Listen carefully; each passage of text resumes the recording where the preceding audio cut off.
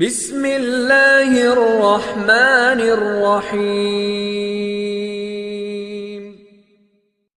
حضور پاک صلی اللہ علیہ وآلہ وسلم شب معراج میں بیت المقدس کی طرف جاتے ہوئے مصر کے قریب ایک مقام سے گزرے تو انہیں نہایت ہی اعلیٰ اور زبردست خوشبو آنے لگی۔ آپ صلی اللہ علیہ وآلہ وسلم نے حضرت جبرائیل علیہ السلام سے پوچھا کہ یہ خوشبو کیسی ہے؟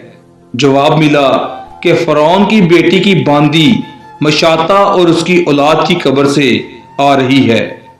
پھر حضرت جبرائیل علیہ السلام نے اس کا قصہ بیان کیا کہ مشاطہ فرعون کی بیٹی کی خادمہ تھی اور وہ خفیہ طور پر اسلام لا چکی تھی۔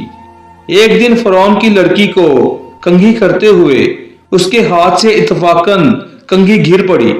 پھر وہ اٹھانے لگی تو اس کی زبان سے بے ساختہ بسم اللہ نکل گیا۔ اس پر شہزادی نے کہا کہ تو نے آج عجیب کلمہ بولا، رب تو میرا باپ فرعون ہی ہے، تو پھر تم نے کس کا نام لیا ہے؟ اس نے جواب دیا، فرعون رب نہیں بلکہ رب وہ اللہ ہے جو مجھے اور تجھے اور خود فرعون کو روزی دیتا ہے۔ شہزادی نے کہا، اچھا تو میرے باپ کے سوا کسی اور کو اپنا رب مانتی ہے؟ اس نے جواب دیا، ہاں، تیرا، میرا اور تیرے باپ کا سب کا رب اللہ تعالیٰ ہی ہے۔ شہزادی نے اپنے باپ سے کہلوایا، وہ سخت غضبناک ہوا اور اسی وقت اپنے دربار میں اسے بلوا بھیجا اور کہا کہ تو میرے سوا کسی اور کو اپنا رب مانتی ہے؟ اس نے کہا کہ میرا اور تیرا رب اللہ تعالیٰ ہی ہے جو بلندیوں اور بزرگی والا ہے۔ فرعون نے اسی وقت حکم دیا کہ تانبے کی جو گائے بنی ہوئی ہے اس کو خوب تپایا جائے اور جب بالکل آگ جیسی ہو جائے تو اس کے بچوں کو ایک ایک کر کے اس میں ڈال دیا جائے، آخر میں خود اسے بھی اسی میں ڈال دیا جائے۔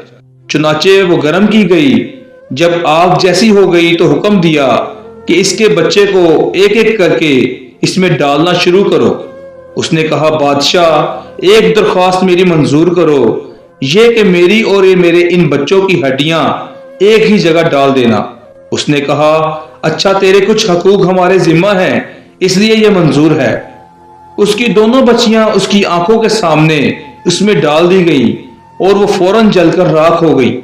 پھر سب سے چھوٹے کی باری آئی جو ماں کی چھاتی سے لگا ہوا دودھ پی رہا تھا۔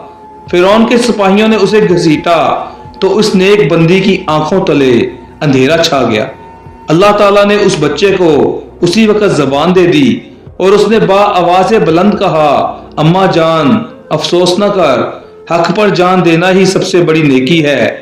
چنانچہ انہیں صبر آ گیا، اس بچے کو بھی آگ میں ڈال دیا گیا اور آخر میں ان کی ماں کو بھی آگ میں جلا کر مار دیا گیا۔